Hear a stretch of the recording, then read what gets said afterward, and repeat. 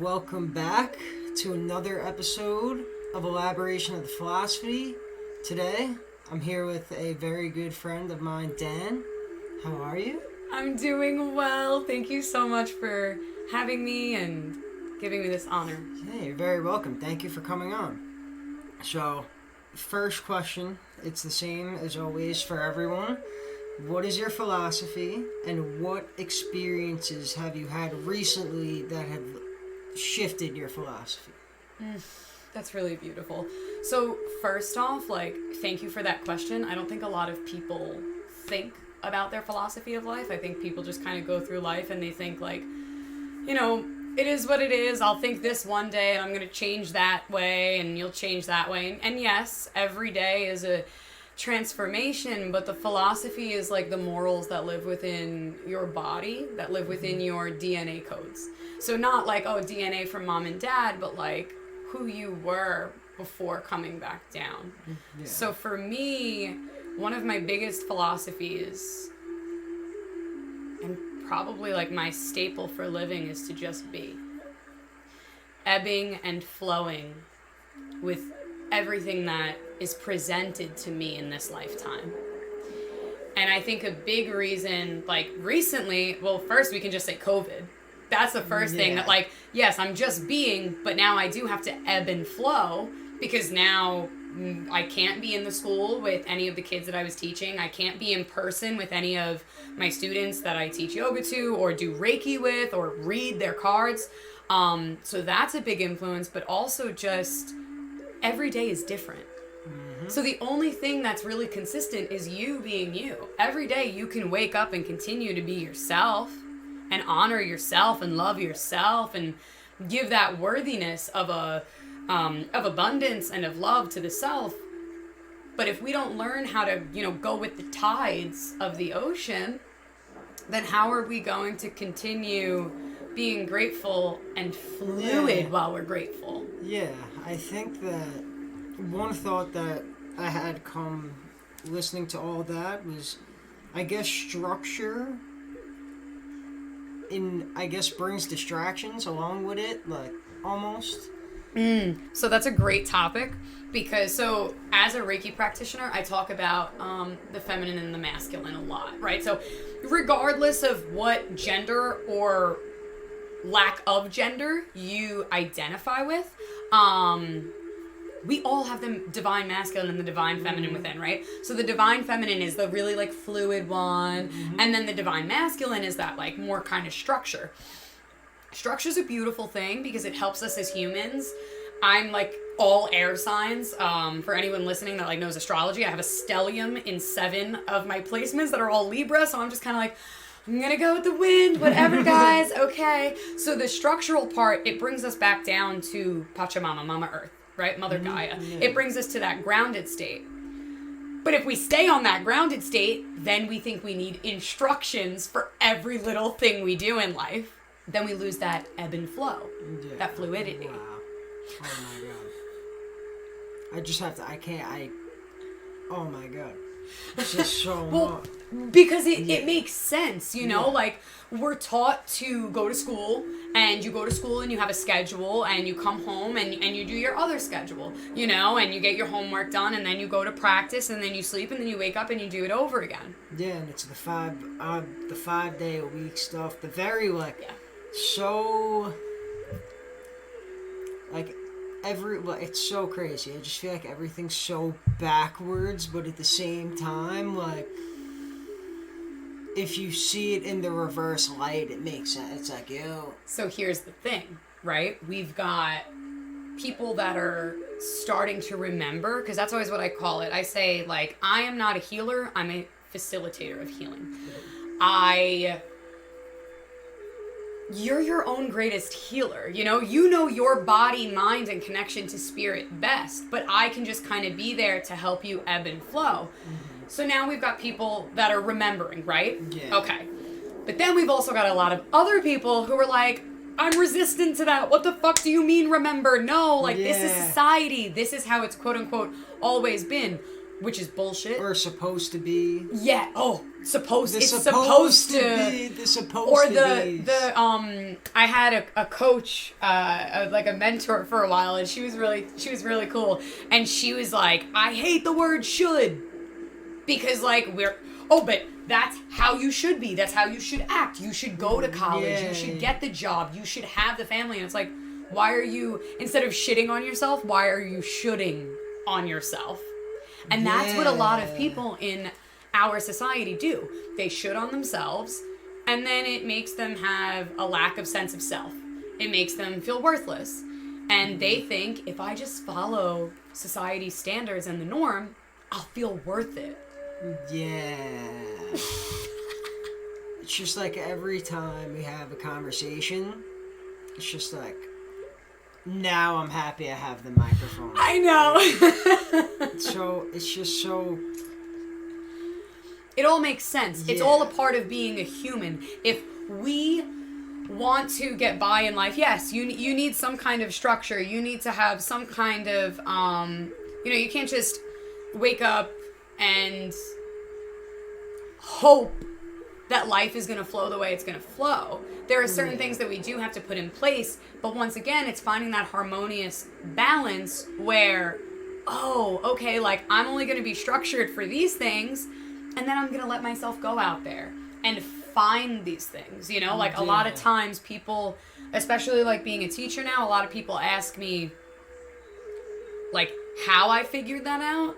Like, who did you seek out, or who did you, and it's like, well, I just kind of let myself know this was what I was interested in, and I took opportunities that maybe the person next to me would not have taken because it's not society standards. Yeah. That's what led me to today. Yeah.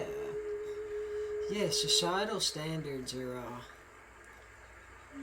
society's, it's so weird because it's just like the value of the label that we have for it, because it's just like, it's just a grouping of everyone that everyone can refer to easily, even though none of it's true.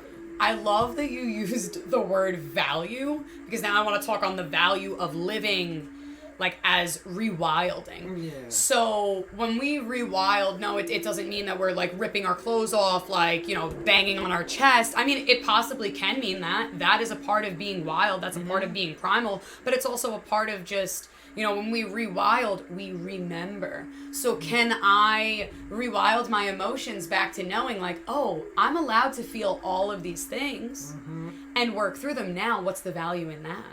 There's an immense amount of value in knowing every part of you. You can't. There's no value in the sense of being able to put a value on it. Like, it's that. Exactly. It's so valuable that it's invaluable compared to whatever you're... And so, but society sees the typical societal standards as that's valuable. That will make me money. That will make me happy. That will make me, progress. And it's like, a lot of people, I hear often from clients is that they're like, I'm just trying to find like the perfect way to like live my life. And a big thing is that progress does not make perfection. Progress makes progress. And that's all we need. It's the process of living. It's the process of, another thing I say with my clients is, we're laying down the yellow brick road together. And so we might have to take some bricks up. We might have to relay them back down. They might look ugly. They might not fit well. But it's yours. Yeah. So like you just said, that's invaluable. It's your journey. There's not someone who's standing at the front of the classroom that's like, well, now the bell rang, so now you've got to do this. Yeah. It's programming. Literally. Like, all of it is because it's so, like, part of me sometimes, like, gets bound up with, like, thinking that the people who are at the top of, like, the chain of influence are not all bad, but at the same time, they don't not know this information. I feel like they're so... It's kind of tricky because there are some really wonderful people that were able to get to that point that can give back. Yeah. the crossroads that I think we have, especially in 2020, is that not everyone that gets there continues to be ethical, and that's a huge thing about like being on this path as a human instead of, you know, and we never want to get rid of the ego. A lot of people also ask me that. They're like, how do I get rid of my ego? And it's like, you have to have an ego. You're a human. Like, it's you. If you didn't have an ego, then you'd still be in other realms. So like, you have to nurture the ego. You have to love the ego. Let the ego know, like, hey, I'm here to transform with you. I'm here to help you get along on your journey. What society figured out, or people in power at one point, were like, wait a minute. If we fuck with their egos enough, then we can get them to do all the things that we want them to do. Yeah. It's a pretty good recipe for disaster. It's so... It's just so crazy. Like, it's a beautiful crazy because if we don't have the shit, we don't have the beauty. And so, although what's happening is we're shifting, you're still gonna have people that are gonna have to, like the divine masculine and the divine feminine, staying in harmony. We need the good and the bad to continue to balance with each other. Yeah, neither one's ever gonna... They're both needed. Because if you don't have bad, then you really don't see good. Yeah, and if you don't have good, then it's a shit show. They don't exist without each other as measurements to go 100%. Off of. Like, it's a duality that is consistent in each person, is consistent in each lifetime. And also, like, when we don't honor the duality in the self of, oh, okay, I'm going down this quote-unquote wrong path. Yeah. Then a lot of times people end up acting out years and years and years later because they didn't get to, you know, maybe let it out in that way that they wanted to all those years ago. So not to say that, yes, you should be a shitty person, but if you feel like something that you need is maybe not morally just for you or others, but that's the choice that you go with, be compassionate with yourself because you're still a fucking human. Yeah, I guess with the conditioning, we've convinced ourselves, or we've been programmed to identify with the fact of like selfishness being not good, and like that's why I'm not in school anymore. I guess, well, when this goes out, I'll have finals, but I have one more class. It's on Monday at 4, and then I have finals, and then it's just like, all right, for the first time that I can really remember, it's like, all right, I dropped out of college 3 times. Yeah. I really kept trying to go back because I thought something would be different, you know? And it's really, and, you know, it's not to discredit anyone that is college educated and really believes in college, because some people, that's their thing. For me, that was not my thing. Having to just experience life was my thing that taught me. Like, sitting in the classroom, you know, was good to an extent, but then it wasn't, because you don't get to remember. Your head is buried in a textbook. Your head is buried in, now it's online. Like, you gotta like upload everything to like the little boards and stuff, and you then also don't get to realize what you've wanted to learn. Oh, that's the whole thing for me. Like, I remember like either kindergarten or first grade. I feel like it was first grade because I think it was, I'm like remembering the classroom that I was in. But I don't know if I said it out loud or if I was thinking it, but the thought of like me thinking that I'm dumb was like first prominent then. Yeah. And then from there, like, as that thought got stronger in belief and less paid attention to at the same time, on top of it, it was like, oh, I was still good at school. Like, the grades that were acceptable, which in my house was a 90. I like for whatever fucking reason. Doesn't make sense, and it's just so crazy. There's a lot of pressure that gets stored on humans. So if you're in first grade, you're reaching that first, I forget exactly what it's called, but that's that first, oh shit, like, people are making fun of me. People think I'm dumb. People think people think I'm hairy. People think I'm ugly. Yeah. You start to realize that, people judge me. There's judgment in this world. When you're still 3 and 4, and I have to be honest with you, I think the age is going to start going down from 7 to 8 because kids that are in preschool now are getting made fun of by other fucking preschoolers. Like, it's ridiculous. Yeah. But that's what society created, was once you have a brain to think and you're aware of what's happening, the big thing now. Oh, that kid doesn't have an iPad? Oh, that kid doesn't have an iWatch? What are you, poor? You're a fucking loser. Yeah, I can't. And so not only does it first start out with, am I dumb that I don't have this? Or I can't keep up with these people? Mm-hmm. And then it starts to weigh in more that it's like, oh, well, I'm not worthy. I'm not worthy of being smart. I'm not worthy of having an iPad or an iPhone and a fucking iWatch. And it's like... And everything, yeah. Exactly. And so the more that we store on top of our, in our crown space in our head, the more we get boxed in. Yeah.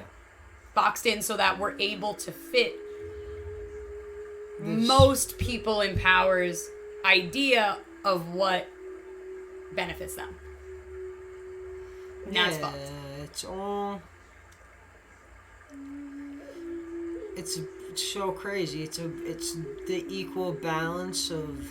Well, for the people who benefit anyways, it's the equal balance of having people do one, also making a bunch of money.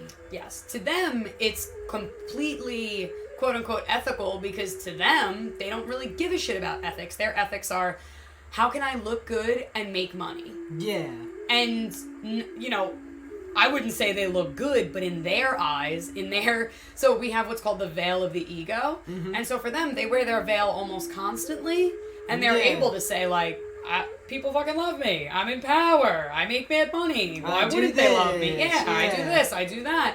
And what that kind of does to the younger generations is, like, even putting down, like, being a janitor is an amazing job. But if you ask kids if they want to be a janitor, they're like, fuck no, I don't want to work with garbage. I don't want to clean up after people. Yeah. I'm better than that. And it's like... Do you know how much they make a year? Like, if you were know the deal? Like? Yeah, like, and also most of the time, like, okay, like, you're not doing the craziest things. It's like being a garbage man. Like, you're a garbage man. You're a residential throw up cleaner. God forbid someone shits. Like, it's not that big of a deal, but we've made it. Exactly. Yeah. We've made it so that people look at it like, oh, like, that's disgusting. Well, people don't want garbage on them. People don't want, like, shit on them. And I've come to, like, when I did the masses in Cortland, I was on the bowl for 20 minutes. Not just not even because I had to, security's sake. For me getting into the mind space of, like, oh, if I completely let go of all things right now. Like, what happens if I melt? Right. And it's like, in Cortland, I wasn't comfortable for that, because, I was in it with my friends for their first time. Okay, yeah. But B, also, like, I was not ready to let loose on all things if I'm not in the right environment. Yeah, you can't... Next week, I'm sitting with Mother Ayahuasca for the first time, so that'll be really beautiful. Crazy.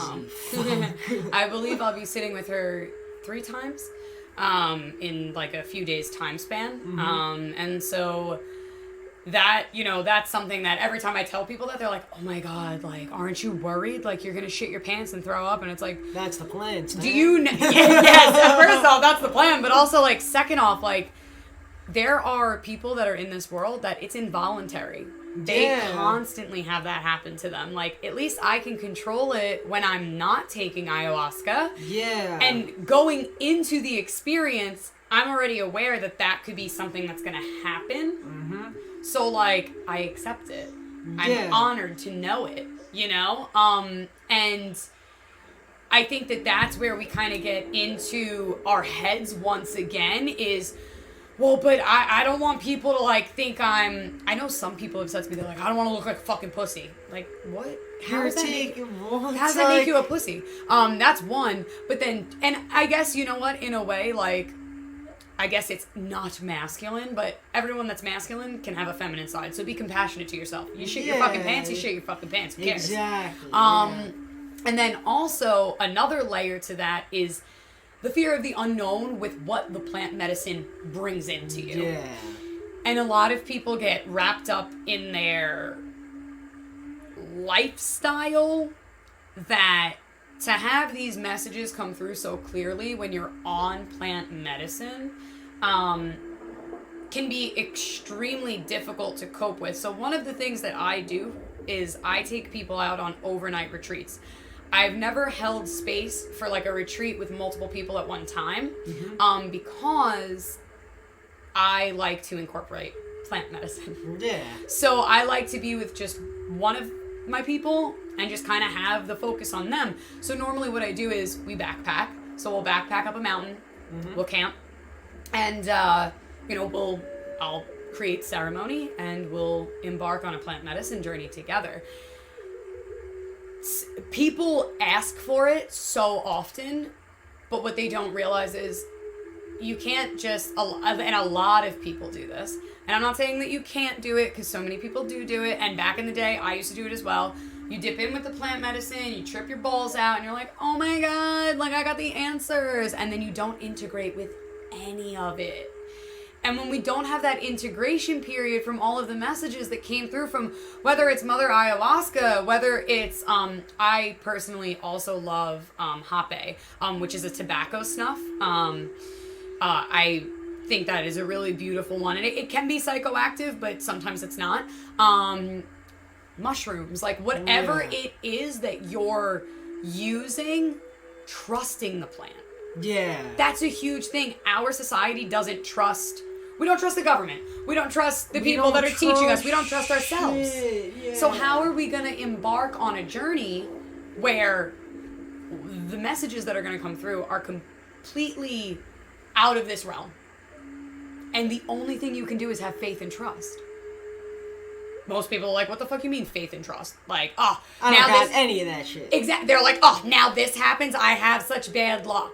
And to speak on luck for a second, everything that happens was going to happen regardless. Yeah. This is the contract that we made before coming back down into this body. And, you know, if you don't agree with reincarnation, then you won't agree with what I'm saying, which is fine.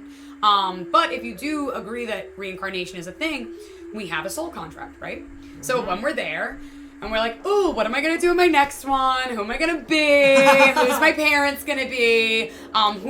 Who's going to, like, Nick and I have, like, traveled before in past lives together. So, like, ooh, who am I going to take with me this time? You know? And then we basically lay out, okay, what am I going down there to do? So if we can put our faith and trust in our own self that there was some reason I chose this. Yeah. Then go further and sit with that. Okay, why did I choose what I've chose right now? Now, we're on the physical plane. If things are really fucking shitty, you transform. Make them anew. Leave the shitty things behind. Obviously, if you can, you know, like, there are children that it's horrible what's happening to them, and we can only hope and pray that we can bring down the systems, release all those children, and then also let them remember. Because the kids that we have that are walking on this earth right now, oh man, they are just ready to, like, such an unbelievable wave is going to come through with them. Because now our generation, right, is really starting to be like, and we've got a few of the generations a little bit older than us that are like, I don't know if I want to keep agreeing with this bullshit. So now we've got the ones that are, you know, brand new babies and kids. they're going to continue to rise up, and we want to teach them to trust themselves. Yeah. To trust in their own faith. That if they do A, we trust and we hope that B will happen. Yeah. Now, sometimes, I wouldn't say it's being unlucky, but sometimes that just doesn't happen. Yeah. And guess what? For some reason, there's some fucking reason for it. There's some, whether it's a fucked up reason or a good reason that in 30 years you're like, actually, I'm kind of glad that happened to me because I wouldn't be who I am today 30 years ago. That didn't happen. So, like, going back to, like, things that are supposed to happen, like, what will happen is supposed to happen. Like, it's not... Exactly. Yes, we can decide, you know, you have the decision. Do you want to stay in college or not stay in college? Well, like me, I left and I went back twice. Yeah, you know. You know, and that was one the first time. It was like, oh, okay, you know, like, I only did this because I left the first time to go get surgery. All right, now I'm back in it. Now I'm back in it. Why did I bother coming back? Yeah. When that first time, I kind of knew, like, this is really not where I feel comfortable. So you do get to make certain decisions in that sense, but then open up the consciousness a little bit more, and it's like, well, if you were meant to go back and forth from college, you know, 20 fucking times, you would. Yeah. So what do we do for that? What do we say for that? It's all encompassing. It comes back to a circle, right? So we have the cyclical wisdom of life. You're born, you live, you die. It's also the cyclical wisdom of each and every day, right? Yeah. You wake up, you live, you go to bed. Yeah. The cyclical wisdom of the earth, we have the 4 seasons. Everything that we do is also a part of the cyclical wisdom. So, if you realize that you're living in a cycle, I only can say this from experience because I've been in the cycle of being physically abused. I've been in the cycle of being addicted to wanting to just drink and do drugs all the time. Yeah. I've been there, and I very well could have chose to stay. Exactly. But I made the decision to kind of like broaden that consciousness to say, is that really where, because, you know, a decision that we make today affects us 5 years down the line. Yeah. If you think about it, if we're talking about college, the decision that you make as a senior in high school or even a junior in high school can dictate what's going to happen when you go to college, where you're going to go to college, how you're going to live, you know, like all of those things. Yeah, like I only ended up I was the last person to apply to school. And the only reason I got in was because Oneonta sent me an acceptance letter early. Because we needed, I think what we needed was a letter of recommendation from the guidance counselor. If there's one guidance counselor I'm getting a letter of recommendation from, it's Mr. Velez. And I couldn't do that, obviously, because he was not my high school guidance counselor, so I just never got one. And I was like, all right, I don't know what I'm going to do. I guess I have to get this. I got the email from Oneonta in school, and then I was like, all right, I'm done. This is where I'm going. Dude, but see, like, that was what was meant for you. Yeah. It's like, okay, listen, I just kind of applied then and there, and went on with it. Yeah. And now you get to live out that decision that you made. Now it's, okay, you know, whether you're deep into it or you're just, you know, your first year into it, you're like, yeah, so the decisions that I made in my senior year of high school, this is where they led me to. Like, for me, like, this is kind of extreme, and I don't think it happens for everyone, but, okay, I made the decision to go to school in Brooklyn. Okay, great. And then that led to a year later where I lived on my own, where I could pretty much drink myself silly all day, abuse and use drugs constantly, hang out with people that we were selling, using, we were taking lean for, why do people do that? Even though I did that. I got you. You know, like, I don't know why we're, like, so hyped up about it. But, you know, like, and I remember sitting at what's called Kirtan Yoga, which is, like, chanting, which is mantra. And I remember sitting there thinking to myself, I was hopped up on a shit ton of cocaine. So I'm like, my eyes are like bugging out. I'm like, oh my God, this is amazing. You know what I mean? Like, I can't even keep up with the mantra because my mind is just like going so far. And I remember sitting there thinking, like, when we ended, before I got up to leave, like, so last year I decided I was coming here. I had no idea this was where I was going to end up. Hopped up on a bunch of cocaine, still trying to find my spirituality, you know? Yeah. And then going home and going to the bar until 6 a.m. and being like, oh, well, this is me now. Yeah. And now that decision that I made back in 2014, 15, 16 has now had this ripple effect into 2020 that those are not the things that I crave. Yeah. That's a cycle. For me, it was like a cycle of, okay, you want to go, you want to have fun, that's great. Here are the repercussions. Now, you can either choose to stick in this cycle, or you can choose to veer off. Yeah. Not everyone has the best willpower, and I understand that as somebody who struggles deeply with mental illness. I have clinical depression. I'm actually only 3 weeks off my meds. Thank you. And that has been one of the biggest challenges, was being in college, recognizing what I was doing, abusing and using drugs and alcohol, then having to go on antidepressants.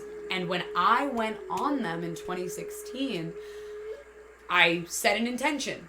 I intended that these medications, well, rather just this one medicine, would help me get back to being me. I wouldn't be on it forever, but it would help me get back to being me. Now, a year ago, when I thought I was going to come off of them, and I didn't, I beat myself up so hard. Why? Because once again, I was the first grader in the classroom who was like, what the fuck? Like, what's wrong with me? Like, I'm stupid. Like, I have mental illness. Maybe I'm not meant to live and enjoy like everyone else. Because that's what I thought. Yeah. I think a lot of time and so we've scaled things out. So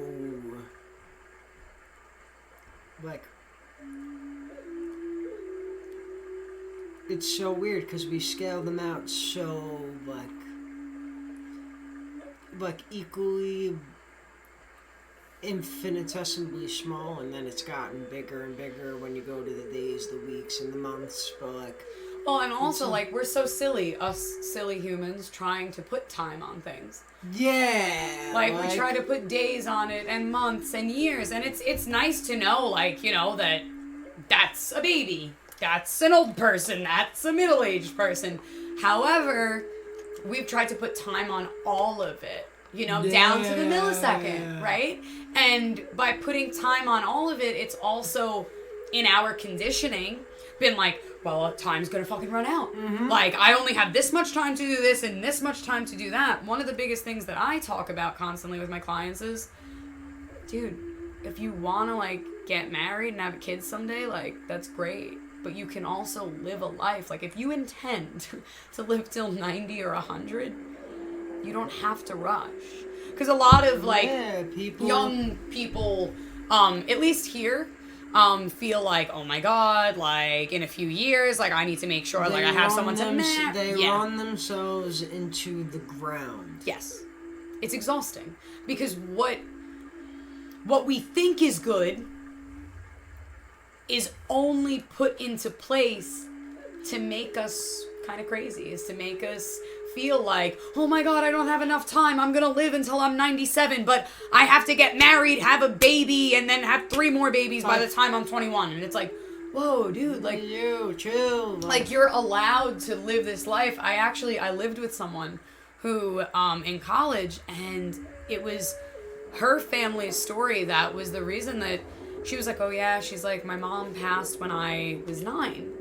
And my heart, really opened up for her. And this, girl at the time, young woman, she was like, honestly, I was never upset about it because my mom and dad lived an entire life. They literally just traveled the fucking world before they ever had her. So by the time she came around, like, as sad as she was to lose her mom, even as a kid, she knew, like, well, you know what? Mom had her own life. And it's really important for us to have our own lives. Yeah. Listen, things are going to happen. People are going to have kids when they're meant to have their kids, right? Because Yes. that's another thing. That person's meant to have that kid then. You know what I mean? Yeah. But if we're talking about planning, why plan it? Let it come when it's meant to come. You'll know. There's no structure. You know, like, we go to school, they give us a structure. Okay, that doesn't work for everyone, as we can see, right? Mm-hmm. Kids need tutors. Kids don't do well in school. There's all different types of learning now. I don't know why I said learning like that. But yeah, no, you're right. Though. But that's the structure. The divine masculine is great, but it doesn't always have to be such A, B, C, X, Y, Z. This is what it... So, I guess we...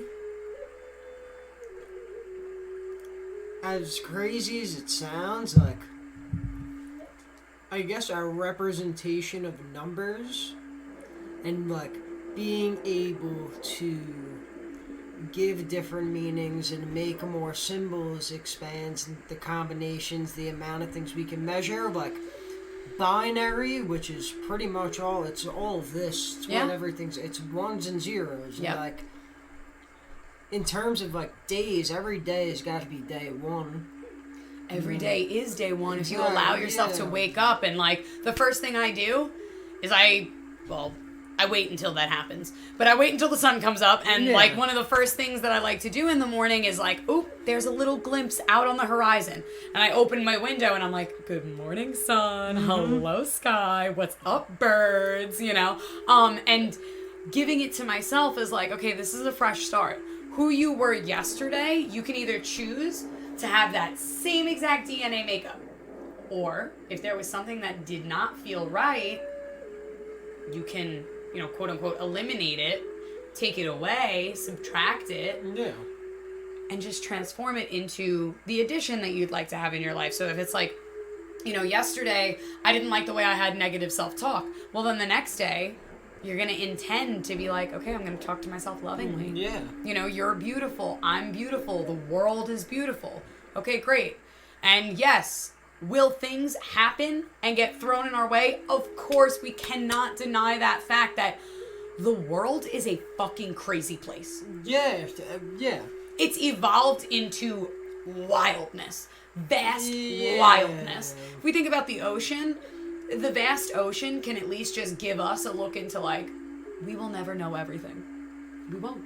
Yeah. And we can't expect to know everything. When we place expectations on all of these things, that's another way that we go crazy. And I say go crazy in the sense of, like, anxiety or I'm just not doing enough. I have to do more, or I'm not happy. And it's like, well, if you allowed yourself to be like, all right, I'm going to sit with this. All right, I'm going to look at it from the broad sense. Then maybe we can move it. Yeah. And so that's really, I love that you brought numbers into it. It's the whole thing. Well, because we are, so, like, this is a little esoteric to kind of, like, bring up out of nowhere. But for me, like, when I meditate sometimes, I can really feel, and it's not, I guess sometimes, it can be a bit uncomfortable, or rather, it's not uncomfortable, it's just a bit overwhelming. I can feel my codes. I can see my codes. They literally live within all of our bodies, and they're pretty much written out all over us. But they're symbols and numbers that you really can't decipher. You just have to sit with and be like, okay, whatever the fuck that means is a part of me. And as we're in the human experience, we most likely won't be able to crack all the codes, right? But we can allow ourselves to at least explore the codes and then be like, okay, I'm open to experimenting. And I'm open and leaving my expectations at the wayside so that whatever it really means, I'm going to honor it. Let's meditate. Yeah, let's meditate. I'm in. All right. Hell yeah. So wherever you're at, thank you guys so much for being here and listening, Joe has a beautiful brain and a beautiful mind. He's a gorgeous soul. And also, speaking about your philosophies of life really just kind of helps you get to who you are and why you are and what you are. So with all of that being said, we'll take a deep breath in, and you can begin to close down the eyes and gently release it back out. And you'll take another deep breath in, noticing how that feels to fill up the entire body, and gently releasing it back out.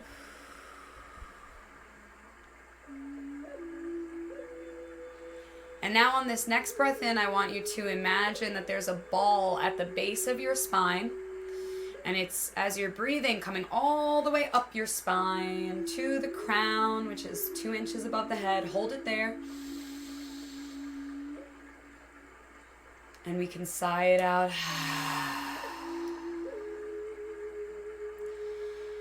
And so now you're going to breathe in again. Let that ball rise from the spine, come all the way up, through the back, the neck, the head, right at the crown chakra. Sighing it out. And just recognizing what it feels like now that you've taken just a few deep breaths.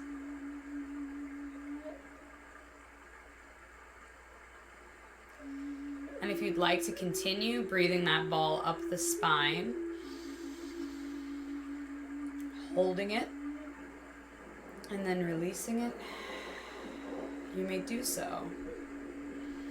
And like I said before, you are your own greatest healer, so if the breath does not feel good to you, that's totally fine. Let your breath be whatever it needs to be.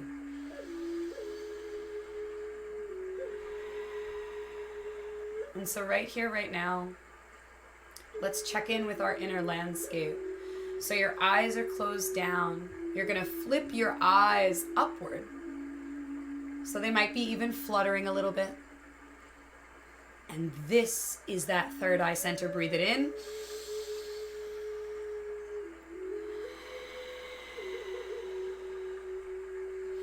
And so now looking through that third eye, that beautiful connectivity that allows you to see for such an expanded state of consciousness, let us not force an intention, but rather honor the intention that rises up.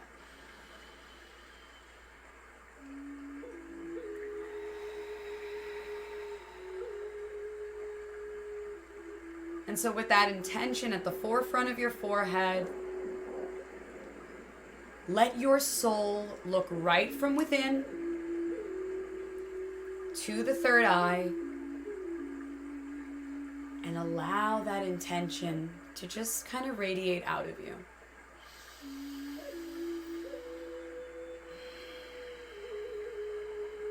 And so now with that intention radiating out of you, this is something that's really beautiful to know.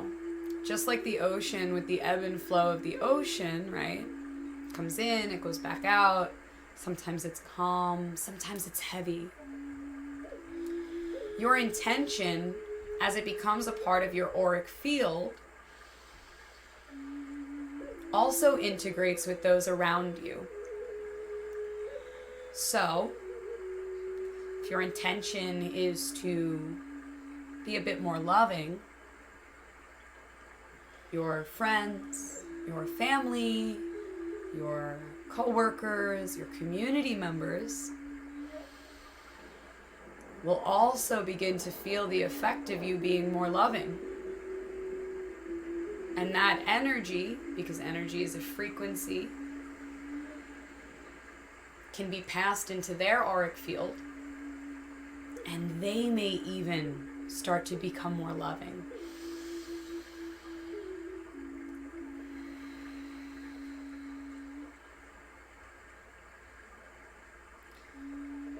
Each word, each thought, each experience is what makes us us, is what lets us see what we want to bring into tomorrow what we're ready to leave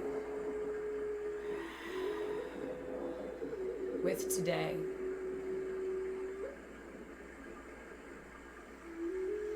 So coming back to this inner landscape, I want you to imagine just a vast open space.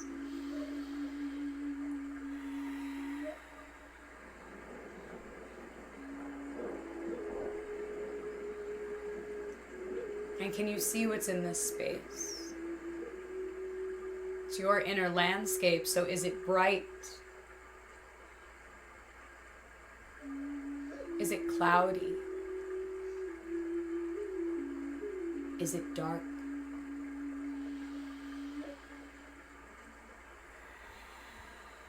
And now, regardless of what you want it to look like, or of quote unquote what it should look like, we're going to honor it. So I want you to take that step and walk right into that vast open field, no matter the weather, no matter the terrain, mountains, deserts, ocean.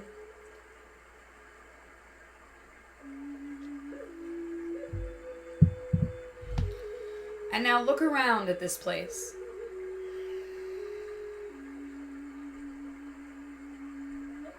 Because this place is not just something that maybe you're sitting there saying, wow, this visualization is really pretty.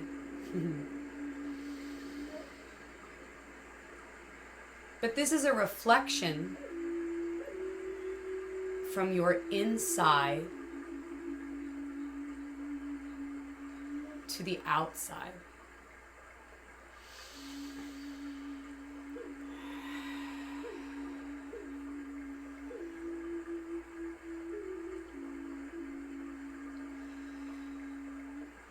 You are the creator of this landscape each and every day that you wake up.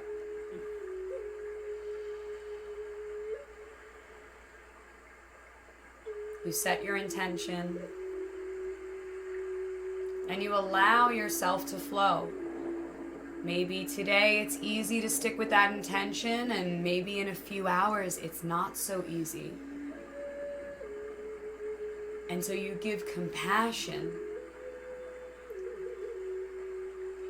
that you're not always going to have the answers, that everything is not sunshine and rainbows always, or maybe right now for you it is.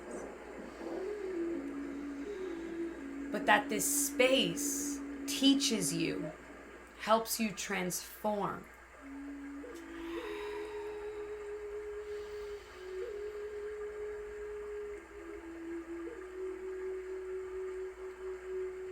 And so now, if you can, allow yourself to sit.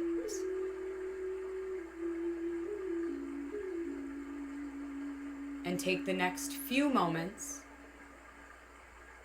to feel what it's like to sit within your own insides, your own inner landscape.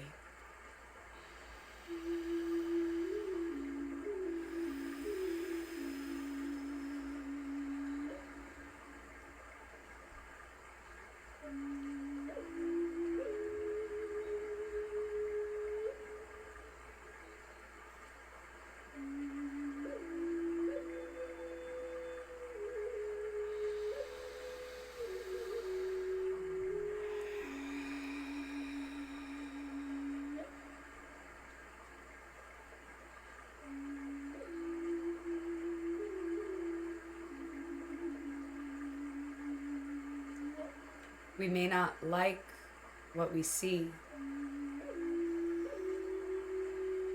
but know that you are now in control because you have the power.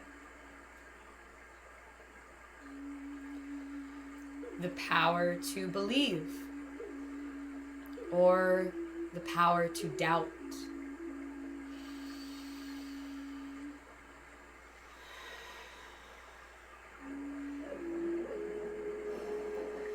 The power to dream, and also the power to create.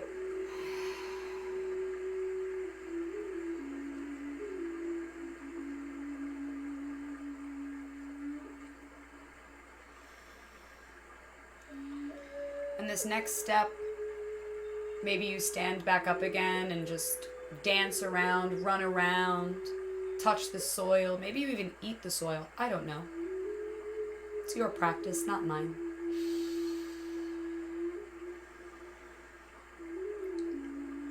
See the truth of what this inner landscape is telling you.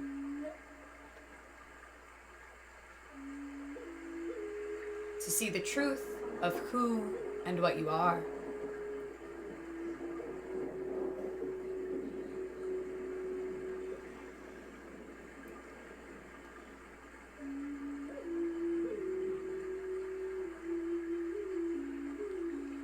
Learning to listen to the inner warrior that is you.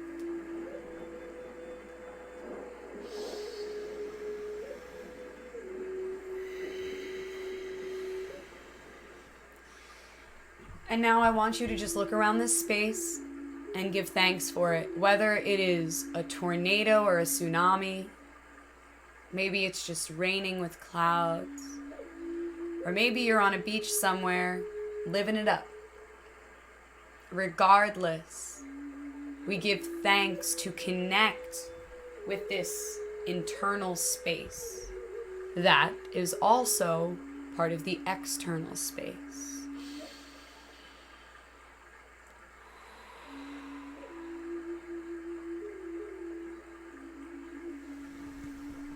And once you give thanks, you can begin to take another deep breath in and feel that ball at the bottom of your spine rise all the way up. And sighing it all the way back down. Breathe it in all the way up, feeling the alignment of you with yourself and spirit. And letting yourself ground with Pachamama. Once more, taking it all the way in. And as you release, just listening to the frequencies for a moment to bring you back to this space.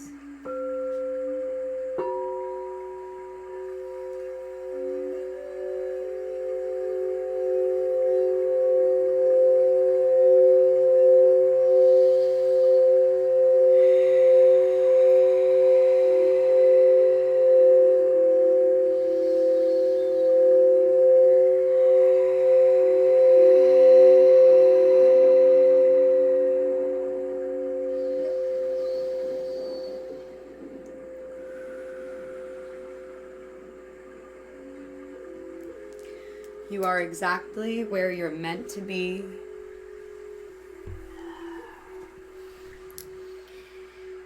And you are living for the core center of your human experience, which is you. So giving thanks that maybe you sat down to listen to a podcast that you were excited about, or just giving thanks that you were able to sit through a meditation.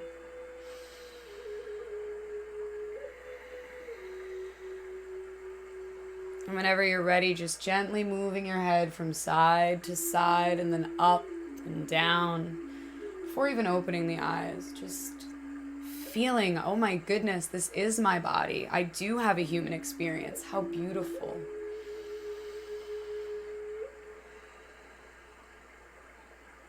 And whenever you're ready, you open the eyes. And give thanks for the space that you're in.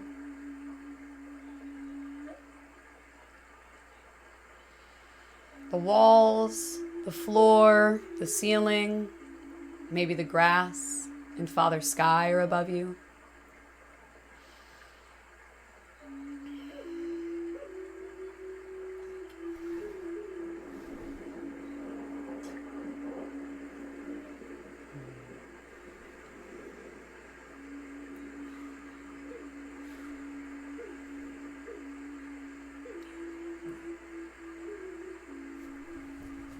You went through it. I was watching. Yeah. It was wonderful. Thank you. I appreciate it. Thank you. Oh my God. Holy shit. That's a good thing. Yeah. It's definitely, I think a lot of us, like at least for me, having to go to church and being told that prayer was it. You know, at first when I found meditation, I was like, it kind of feels like prayer. I don't like it. Now I fucking pray all the time. Yeah. In my own way, you know, and it's a really beautiful thing. Thank you so much for allowing me to share this. Of course, thank you. Thank you for sharing. Thank you for coming on. I'm ready to smoke a joint. Fuck yeah. And I'm also going to do a numerology reading on you right now. Yes. Yeah. Yeah. My numbers, man. You're amazing, awesome. Dude. Thank you so much. Thank you. Thank you. This was tight. Yeah, and thank you all for listening. If you thought that Nick was fun and a little crazy, then you got more of that coming from Dan. Yeah, Nick's I like to think Nick's at like level 10. And so when he throws me in on his shit, I'm like level 40. It's like, oh, where's the, like, to be really wild and crazy. Oh, is that Dan outside naked, yoni bathing in the sun, wild dancing with her period blood? Yes, it is. Yes, it is. No, that's what it is. Time to remember. It's time to remember. Literally. Alrighty, thank you, Dan. Thank you, everyone, and we will catch you in the next episode.